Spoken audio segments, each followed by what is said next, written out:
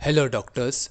ये मेरे यानी डॉक्टर समीन मंसूरी के metaphorical meaning of mind rubrics का 40वां वीडियो है। इस वीडियो की दवाई एलोसोकोट्रीना में इन दोनों रूब्रिक्स की कॉमन मोडालिटी है एमिशन आफ्टर। पहला रूब्रिक डॉक्टर केंट की रेपर्टरी में दिया गया है और दूसरा rubric doctor Hering's guiding symptoms में दिया गया है। इन दोनों रूब्रिक्स में एलो दवाई कॉमन है। नई रेपर्टरीज ने इन दोनों रूब्रिक्स को इस तरह मेंशन किया है: fear after seminal emissions pollutions and frightened easily at slight noises after seminal emissions pollutions। तो पहले फियर और फ्राइट के डिफरेंसेस को समझते हैं। दोनों का कॉमन मीनिंग है डर, जिसमें इंसान ये जानता है कि उसे कौन सी वस्तु, व्यक्ति या वारदात से नुकसान हो सकता है, यानी पेशेंट को अपने डर का कारण मालूम होता है। लेकिन फ्राइट का मतलब है सडन फियर, जिसमें पेशेंट ने डराने वाले इवेंट को एक्सपेक्ट नहीं किया था, यानी किसी चीज ने पेशेंट को अचानक से डरा दिया और इसलिए पेशेंट घबरा गया। Seminal emission versus pollution. इन दोनों वर्ड्स का कॉमन मीनिंग है डिस्चार्ज ऑफ सीमेन, लेकिन इन दोनों शब्दों के डिफरेंसेस को समझना जरूरी है। सेमिनल एमिशन का मतलब है इनवॉलेंटरी डिस्चार्ज ऑफ सीमेन, जो स्लीप यानी नींद में आमतौर पर सेक्स से जुड़े ड्रीम्स देखने के कारण होता है। इसे स्वप्न दोष भी कहा जाता है। ज्यादातर लोग रात के समय ही सोते हैं, इसलिए इसे नॉकटर्नल या नाइट के वक्त नींद में होने वाला सेमिनल एमिशन भी कहा जाता है। लेकिन ये एमिशन दिन में यानी जागते समय और बिना एरोटिक ड्रीम्स के भी हो सकता है। ये डिस्चार्ज इनवॉलेंटरी होता है, मतलब पेशेंट इस एमिशन को निकलने से रोक नहीं सकता है। पोल्यूशन। इस शब्द के दो मतलब हैं। पहला, जानबूझकर किसी साफ या शुद्ध चीज में कोई ऐसी चीज मिलाना जिससे कि वो इम्प्योर या दूषित हो जाए। Example, water pollution. जब इंसान नदी के साफ पानी में इंडस्ट्रियल वेस्ट रिलीज करता है, तब नदी का स्वच्छ पानी प्रदूषित हो जाता है और अब उसे इस्तेमाल करना हानिकारक हो जाता है। इसी तरह जब कोई व्यक्ति अच्छे माहौल को किसी बुरी बात से खराब करता है, तो इसे भी मेटाफोरिकली पोल्यूशन समझा जाता है। दूसरा, संभोग यानी सेक्स करने के कारण अशुद्ध हो जाना। ऐसी स्थिति में इंसान को रिलीजियस सेरेमनी अटेंड करने से मना किया जाता है। इसी तरह जब महिलाओं को मेंसेस आते हैं, तब उनको पूजा में बैठने से रोका जाता है। यूजुअली सेक्स करने के बाद या मेंसेस के जाने पर व्यक्ति को नहाकर और कपड़े बदलकर ही धार्मिक कार्य करना चाहिए, ऐसी समाज में मान्यता रही है। तो एमिशन में डिस्चार्ज इनवॉलेंटरी होता है, लेकिन पोल्यूशन में यूजुअली डिस्चार्ज किसी वॉलेंटरी एक्ट के कारण होता है। इसके बावजूद इन दोनों सिचुएशंस में इंसान को अस्वच्छ और इम्प्योर माना जाता है। एमिशन और पोल्यूशन, ये दोनों वर्ड्स मेल्स के इनवॉलेंटरी डिस्चार्ज ऑफ सीमेन के अलावा फीमेल्स की मेंस्ट्रुअल ब्लीडिंग के लिए भी यूज किए जा सकते हैं, यदि पेशेंट इन बॉडीली डिस्चार्जेस के रिलीज होने पर खुद को गंदा या इम्प्योर महसूस करे।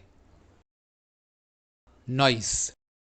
इस शब्द का मतलब है अनप्लेजेंट और डिस्टर्ब करने वाला साउंड, यानी शोर, जिसे सुनने पर इंसान को अच्छा महसूस नहीं होता। एग्जाम्पल, चिल्लाकर बातें करना, शोर मचाना या कोई गाना बहुत लाउड वॉल्यूम पर प्ले करना। आफ्टर। इस शब्द का मतलब है बाद में, यानी कोई इवेंट के हो जाने के बाद पेशेंट को सिम्टम्स आने शुरू हो जाते हैं। तो फियर आफ्टर एन एमिशन और frightened easily at slight noises after a nocturnal emission, इन दोनों रूब्रिक्स का लिटरल मीनिंग ये है कि एमिशन या पोल्यूशन के बाद एलो पेशेंट डर जाता है या फिर थोड़ा भी लाउड साउंड सुनकर घबरा जाता है। लेकिन इन रूब्रिक्स का मेटाफोरिकल मीनिंग ये है कि जब एलो पेशेंट देखता है कि बीमारी या किसी व्यक्ति ने जानबूझकर उसकी अच्छी सिचुएशन को बुरी स्थिति में परिवर्तित कर दिया है, यानी दूषित कर दिया है, तब वो डर जाता है और किसी भी अप्रिय आवाज को सुनकर घबरा जाता है। एग्जाम्पल 1। 30 साल का मेल पेशेंट बोला, डॉक्टर, 2 साल से मुझे पेट में दर्द और संडास में तकलीफ हो रही है। पेशेंट की रिपोर्ट से पता चला कि उसे इरिटेबल बाउल सिंड्रोम है। फिर पेशेंट बोला, डॉक्टर, ये पेट में दर्द कभी भी शुरू हो जाता है। उस वक्त मुझे अपने आसपास किसी की भी मौजूदगी अच्छी नहीं लगती। दवा लेने पर कभी आराम होता है तो कभी हालत वैसी ही बनी रहती है। आंतों में मरोड़ होने पर तो मुझे अपनी जिंदगी बोझ लगने लगती है। इतना ही नहीं, दर्द के साथ टॉयलेट जाने की अर्ज होती है, लेकिन जब संडास नहीं होता तब मैं चिड़चिड़ा हो जाता हूँ। फिर थोड़ा जोर लगाने पर स्टूल्स पास हो जाते हैं, लेकिन टॉयलेट से बाहर निकलने पर ऐसा लगता है जैसे 15 मिनट की जगह मैं मानो 1 घंटे से कमोड पर बैठा हूँ। फिर पेशेंट बोला, डॉक्टर, कोई मेरी बात के खिलाफ कुछ भी बोलता है तो मुझसे बर्दाश्त नहीं होता।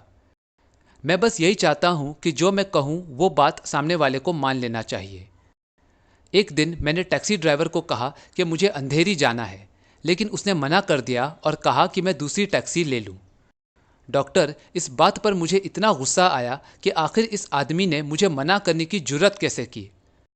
मन में तो आया कि उसकी टैक्सी तोड़ दूं और उस ड्राइवर को थप्पड़ मारूं, लेकिन जैसे तैसे मैंने खुद को रोक लिया। यही मेरी प्रॉब्लम है डॉक्टर। मेरी बात ना मानने पर या उसका विरोध करने पर मुझे खुद को आक्रामक होने से रोकना पड़ता है। फिर पेशेंट बोला, डॉक्टर, मैंने खुद को मारपीट करने से तो रोक लिया, लेकिन गुस्सा आने पर अक्सर मैं ऐसा बहुत कुछ कह देता हूं जो मैं एक्चुअली नहीं कहना चाहता था। मतलब बस मुंह से अपने आप बात निकल जाती है और मुझे पता भी नहीं चलता कि मैंने क्या क्या कह दिया। फिर बाद में मुझे डर लगता है कि अरे, मैंने ये सब बोलकर उस व्यक्ति के साथ अपना रिलेशन खराब कर दिया। मैं किसी भी हालत में रिश्ते बिगाड़ना नहीं चाहता। मुझे सबके साथ अच्छा बर्ताव करना पसंद है ताकि मेरे जीवन की सुख शांति भंग ना हो। इसलिए मैं अक्सर बुरी बात बोलने से खुद को रोक लेता हूँ। लेकिन मेरा छोटा भाई बड़ा मुफट है, इसलिए जब भी वो किसी फैमिली मेंबर को जानबूझकर ताना मारता है तो मुझे डर लगता है कि उसकी इस हरकत से घर का माहौल खराब ना हो जाए। आप ही बताइए डॉक्टर साहब, लोग मिलकर एक तरह से सोचेंगे तभी तो घर में सुख शांति बनी रहेगी ना। ऑफिस में भी मैं सारे स्टाफ को यही कहता हूं कि अगर हम सब मिलकर काम करेंगे तभी हमारी कंपनी कामयाब होगी, जिससे हम सबका भला हो जाएगा। इसलिए अगर ऑफिस में भी कोई मेरी किसी भी बात से इनकार करता है तो मैं अपने एग्रेशन को रोक लेता हूं, क्योंकि झगड़ा करने से ऑफिस का माहौल खराब हो जाएगा और फिर मुझे तो उनके साथ मिलकर काम करना है, मतलब मुझे उनकी ज़रूरत तो पड़ेगी ना। लेकिन हाँ, उस समय अपने आक्रोश को रोकने में मुझे बहुत तकलीफ होती है। फाइनली पेशेंट बोला, डॉक्टर, कभी कभी नींद में या फिर जागते समय भी मुझे अपनी अंडरवेयर में नमी महसूस होने लगती है और चेक करने पर धात नज़र आता है।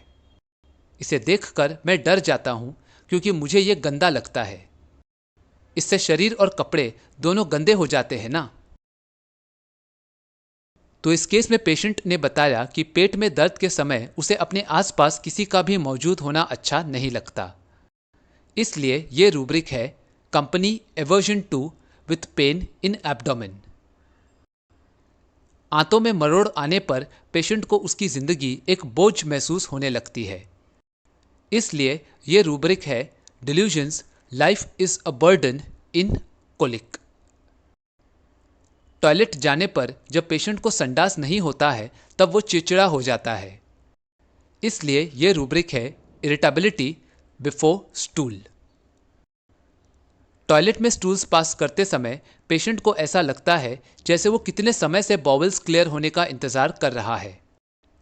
इसलिए ये रूब्रिक है, time passes too slowly. Patient ने कहा कि अगर कोई भी उसके खिलाफ कुछ भी बोलता है तो पेशेंट बहुत उत्तेजित हो जाता है और उसे अपने आप को हिंसा करने से रोकना पड़ता है। ये rubric fear of losing self control नहीं है, क्योंकि यहाँ पेशेंट को सेल्फ कंट्रोल करने की ज़रूरत इसलिए महसूस होती है ताकि वो किसी व्यक्ति या वस्तु को नुकसान ना पहुंचाए। तो इस बिहेवियर में 3 बातें हैं। पहला, पेशेंट अपने खिलाफ कही हुई बात या घटित वारदात को बर्दाश्त नहीं कर सकता। दूसरा, पेशेंट को लगता है कि वो एग्रेसिव होने पर तोड़फोड़ करेगा। और तीसरा, पेशेंट को हिंसा करने से खुद को रोकना पड़ता है। इसलिए पेशेंट के इन तीनों एस्पेक्ट्स को कवर करने वाला सिंगल रूब्रिक है contradiction is intolerant of, has to restrain himself to keep from violence.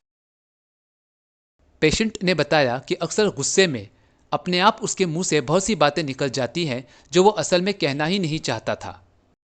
मतलब जो कुछ भी पेशेंट एक्साइटेड स्टेट में कहता है वो सब उसकी मर्जी के विरुद्ध होता है, यानी इन बातों पर पेशेंट का कोई कंट्रोल नहीं रहता।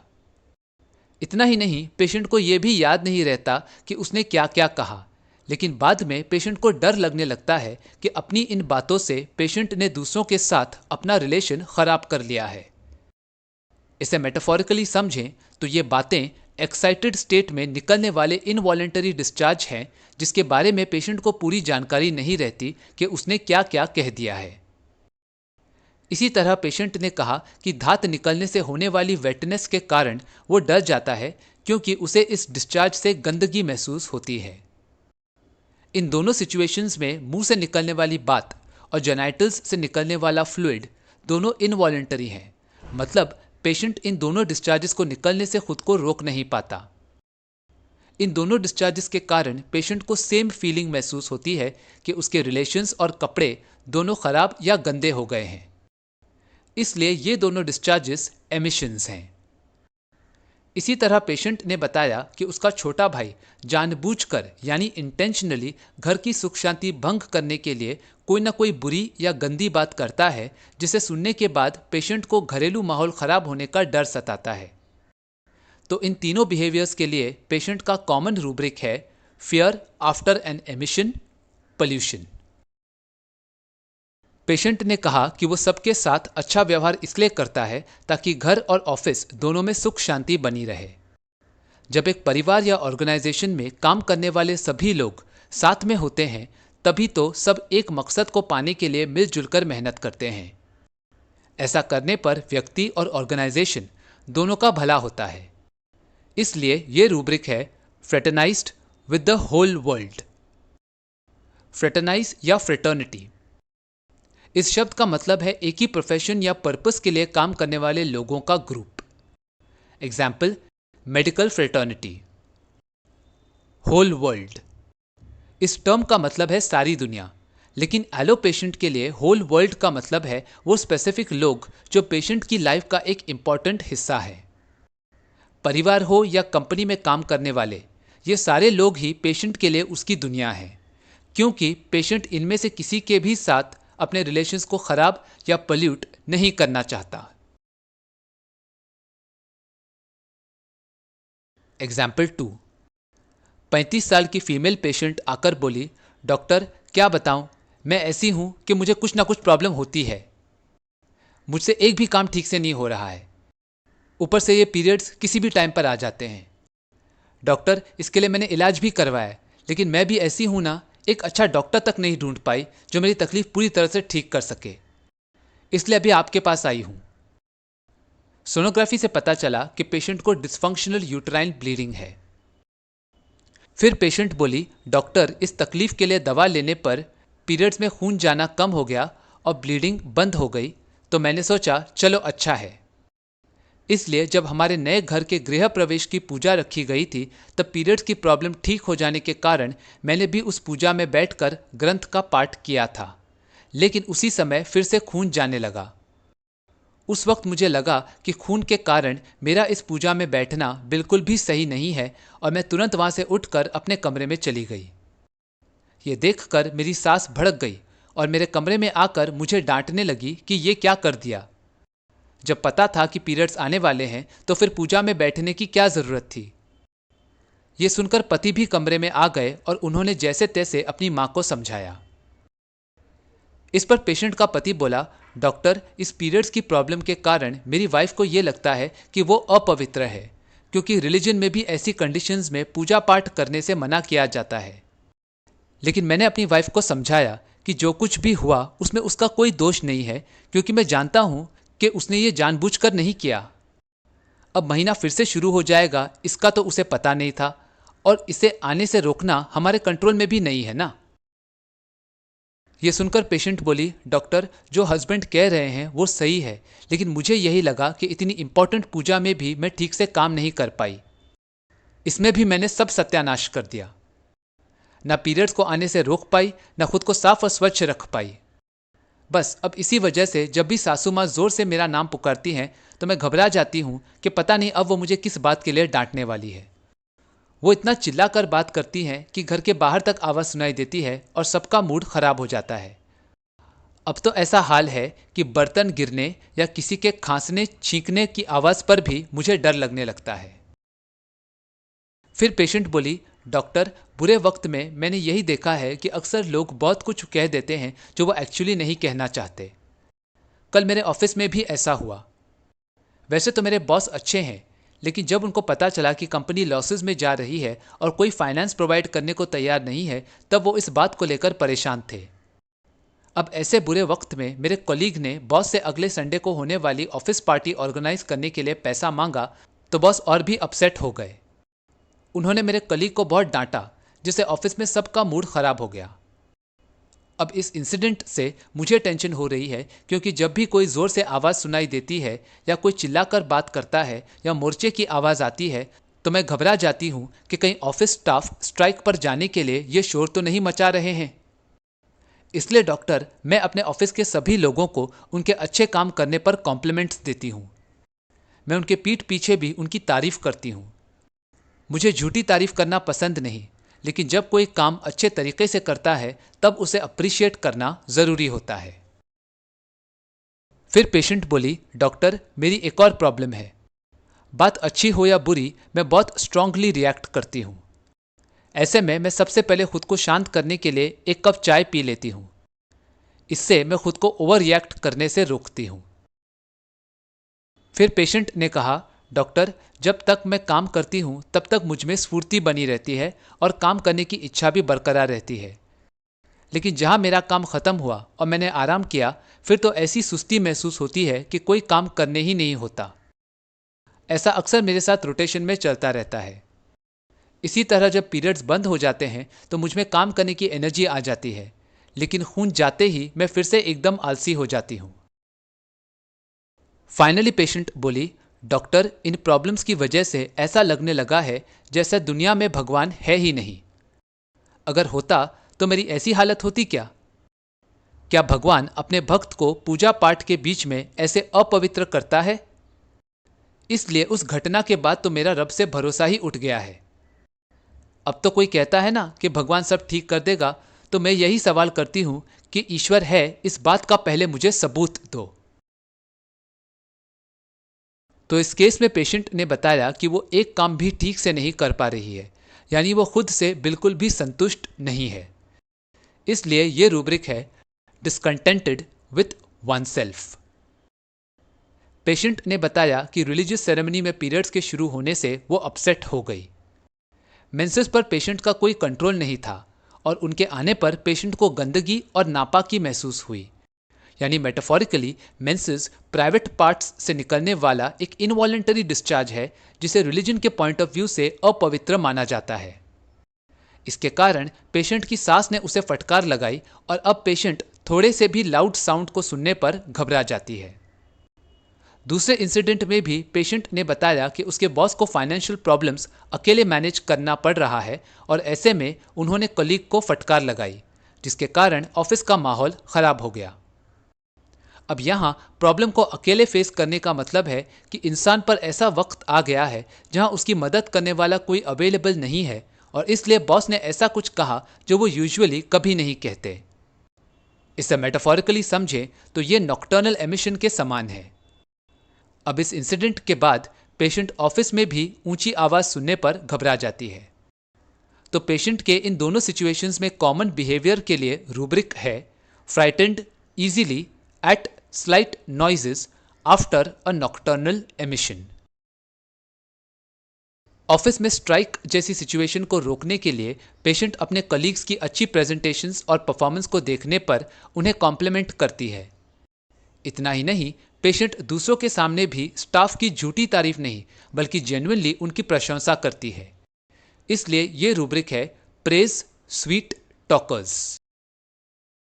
पेशेंट ने बताया कि वो अच्छी और बुरी मतलब ज्यादातर बातों पर ओवर रिएक्ट करती है, इसलिए वो एक कप चाय पीकर खुद को ऐसा करने से रोकती है। तो ये रूब्रिक है एक्साइटमेंट एक्साइटेबल टी अमिलियोरेट्स।